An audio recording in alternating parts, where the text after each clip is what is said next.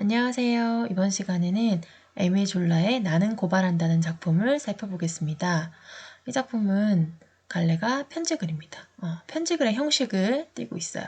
프랑스 대통령에게 편지를 쓰고 있는데 그런데 내용은 친교를 목적으로 하는 글은 아니고요.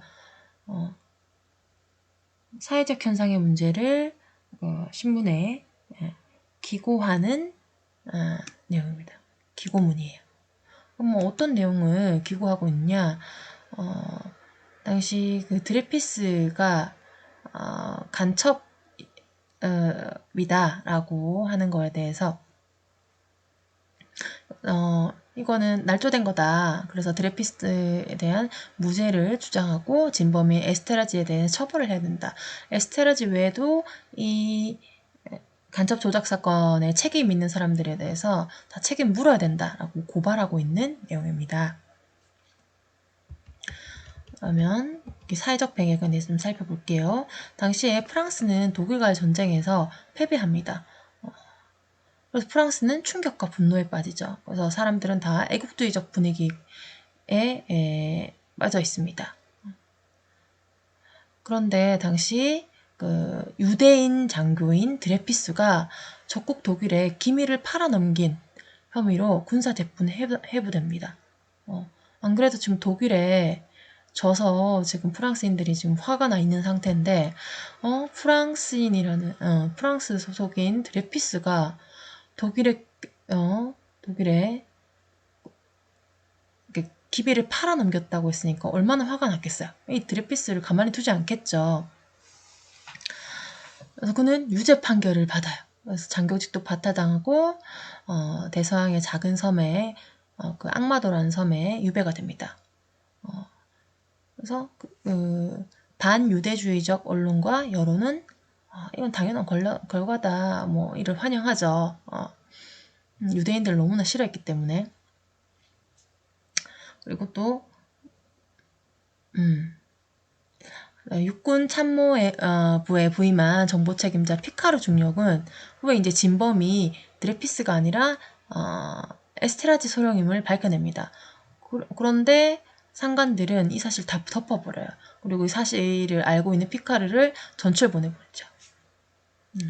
나중에 캐스트네르라는 사람을 중심으로 해서 드레피스를 위한 재심 청원 운동이 일어나요.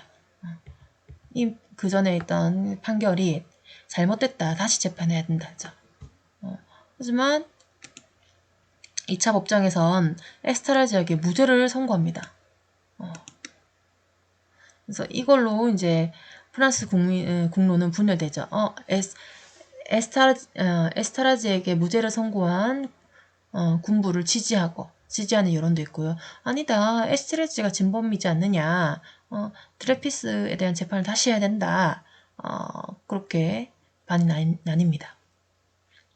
그래서 이제 에미 졸라는 이게 사건의 고발자죠. 대통령에게 나는 고발한다라는 편지를 써서 신문에 기고하게 됩니다. 이 신문은 30만 부나 팔렸다고 해요. 조그만 신문사에 기급했는데 30만 부나 팔려요. 그만큼 사회적 감신도가 아주 높았다는 걸 알 수 있죠. 당시에 그 반유대주의가 너무 심했고 드레피스는 무조건 범인으로 다 몰고 갔던 상황이었어요. 여론이 다 그렇게 몰고 갔거든요. 그래서 작은 신문사에 밖에 이렇게 기고를 할 수 없었음에도 불구하고 이렇게 많이 팔리게 됩니다. 그만큼 사람들이 관심이 있었다는 거 알겠죠? 그리고 왜 이렇게 유대인들에 대해서 안 좋았을까, 프랑스에 대해 감정이 안 좋았을까는 여기 참고 자료를 좀 보시면 돼요. 자, 그럼 본문을 볼게요. 드디어 드레피스가 군사법정에 섰습니다. 드레피스가 사건의 당사자이죠. 좀 억울하게 누명을 쓴 사람입니다. 자, 재판은 완전 비공개로 진행되었습니다. 적에게 국경을 열어 독일 황제를 노트르담 성당까지 안내한 반역자라 하더라도 이보다 더 시시하며 재판을 하지는 않았을 것입니다. 지금 프랑스의 자존심을 짓밟는 행위를 한 반역자라면 그 재판이 공개적으로 이루어져야 되지 않겠습니까? 근데 드레피스 사건은 뭐 간첩 일을 했다고 하잖아요. 그러면 완전 나쁜 놈이잖아요. 반역자잖아요. 그러면 공개적으로 이뤄야 되는데 비공개로 이루어졌어요. 이거는 드레피스 재판이 잘못됐다, 과도하다, 부당하다 이런 걸 주장하기 위한 거죠. 국민들은 대경 실색한 채 온갖 풍문이 떠도는 이 무시무시한 배신 행위에 대해 수군거렸습니다. 물론 그들은 국가의 조치를 존중했습니다. 그들은 그 어떤 가혹한 형벌도 충분치 않다고 생각했습니다. 네. 반역자라고 본 거죠. 독일에 군사 기밀 넘겼으니까 얘는 그러니까 드레피스는 무조건 처벌을 받아야 된다고 국민들은 그렇게 다 생각해요. 그래서 이 죄인에 대한 공개 군적 박탈식에 갈채를 보냈고 죄인이 회한을 씹으며 오욕의 바위에 영원히 묶여있기를 바랬습니다. 그러니까 처벌이 당연하고 그걸 환영했죠. 그리고 얘가 무조건 후회하면서 살기를 바랬던 거예요. 그러니까 그만큼 프랑스 국민들이 애국주의적 분위기 속에 있었다는 걸 알 수 있습니다. 그런데 저 비밀의 방에서 조심조심 묻혀야만 했던 그 말할 수 없는 것들, 전 유럽을 화염에 휩싸이게도 할 수 있다던 그 위험한 것들은 과연 진실이었을까요? 자, 드레피스 사건이 정말 진실이었을까요? 하고 질문하고 있어요. 근데 그 뒤에 바로 답이 아닙니다 라고 합니다. 묻고 답하고 있죠. 문답법입니다. 근데 왜 이렇게 문답법을 사용했을까요? 그러니까 이 드레피스 사건이 조작과 날조에 의해서 이뤄진 거다라는 것을 강조하기 위해서 문답법을 썼죠. 그러면 이 사건의 조작은 누가 했을까요? 이렇게 나옵니다. 오직 디파티 드클랑 소령의 귀괴하고도 광기 어린 상상력만이 있었습니다. 기상천외한 삼류소설을 실화로 만들기 위해 그는 모든 것을 날조했습니다.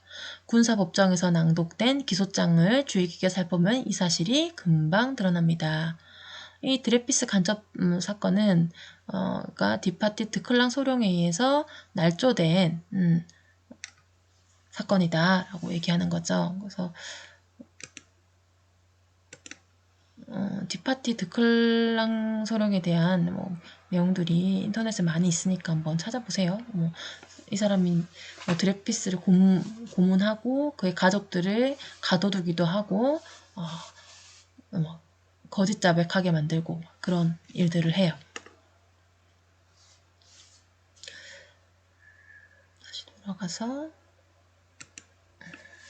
자, 본문입니다. 이 얼마나 어처구니 없는 기소장인지요. 이런 기소장으로 한 인간에게 유죄의 판결이 내려진다면 그것이야말로 불의의 극치입니다. 저는 정직한 사람이라면 이 기소장을 읽고 저 악마도에서 말도 안 되는 속죄를 강요당하고 있는 한 인간, 드레피스를 생각하면서 참을 수 없는 분노를 느끼고 반항의 외침을 내리지 않을 수 없으리라 상담합니다. 지금 이제 간첩 해외의 증거들이 뒤에 쭉 나오는데요. 한번 보겠습니다. 드레피스는 수개국어를 구사합니다.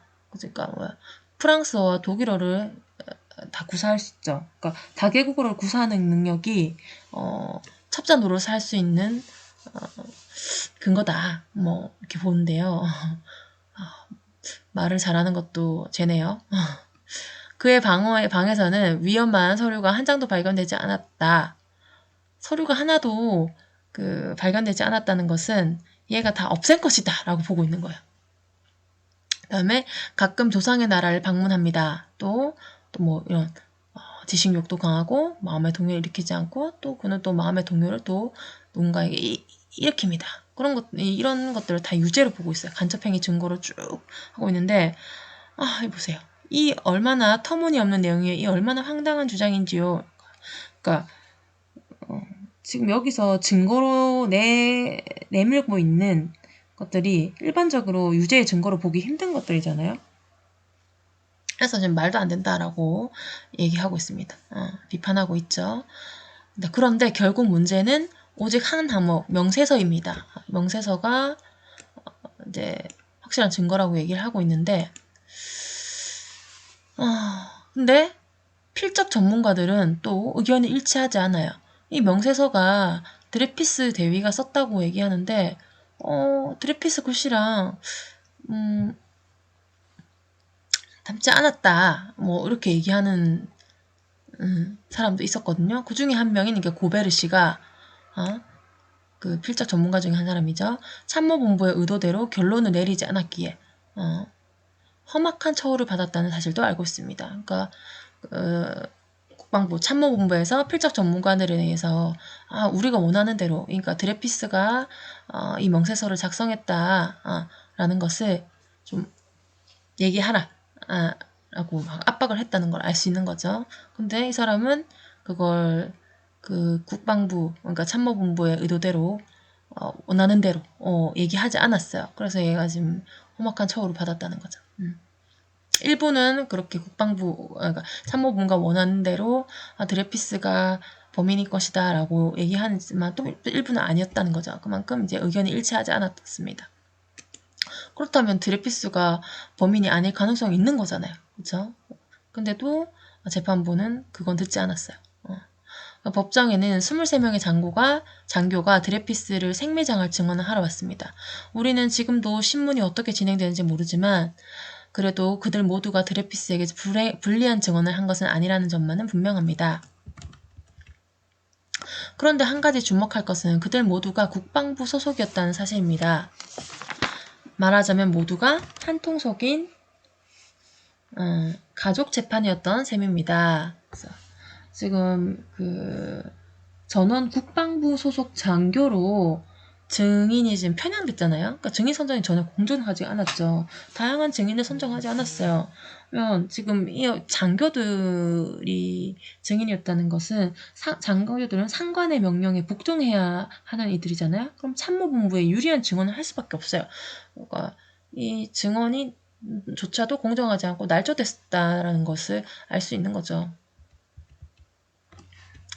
그래서 참모본부가 재판을 원했고 판결을 내렸습니다. 그리고 방금 막 두 번째 판결을 내렸습니다.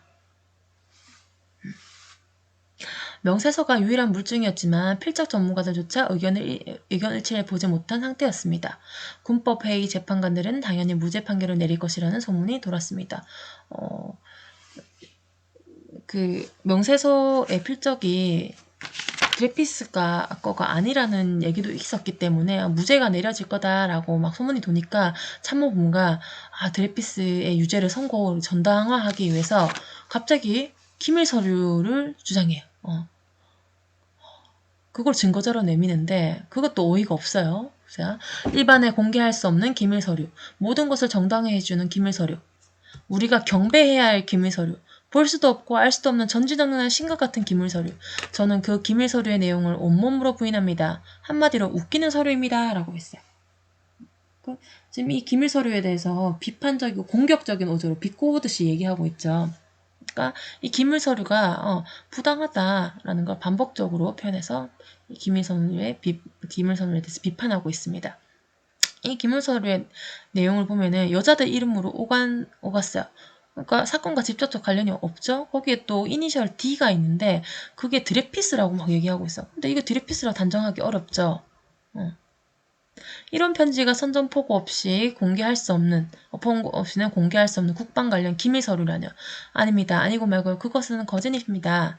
아무런 양심의 가책도 없이 새빨간 거짓말을 늘어놓는다면 정말 가증스럽고 파렴치한 인간들입니다. 그들은 국민 감정의 뒤에 몸을 숨긴 채 무사람들의 가슴을 동요시키고 정신을 왜곡하고 입을 막고 있습니다. 저는 이보다 더 큰 국민범죄를 본 적이 없습니다. 그러니까 기밀 서류로 유죄 선고를 정당한 것은 군부가 저지른 국민범죄이다 했어요. 대통령 각하 수신이죠. 자, 이렇게 해서 사법적 오판이 일어났습니다. 그러나 드레피스는 범인이 아니에요. 왜? 드레피스는 도덕성이 있고요. 그 다음에 부유한 환경에서 살았기 때문에 돈을 받고 이런 범죄를 저지를 필요가 없었어요. 범죄 동기도 부재하고 또 그 사람은 계속 무죄를 주장하고 있어요. 이 사람이 유죄가 된 것은 뭐다? 디파티 드컬령 소령의 날조고 그 다음에 그를 둘러싼 종교적 환경, 그러니까 유대인, 기독교와 관련된 종교적 환경, 그 다음에 우리 시대의 불명예인 더러운 유대인, 반유대주의, 그거에 대한 희생이다라고 얘기하고 있습니다.